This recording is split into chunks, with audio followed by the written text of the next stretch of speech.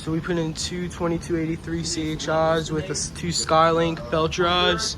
Not the best motors, customer supplied. Buttons over here. Oh, well, it's disconnected right now from the door because it's on temporary power.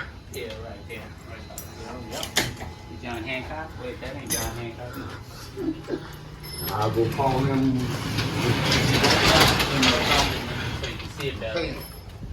We're gonna lower it and let it reconnect.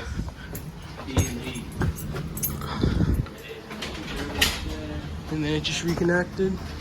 You hear it going smooth. We did the back hangs. Matt and Nick and Ron and all. The other day on the call, I said that I never do customer supplied openers. Spoke too soon.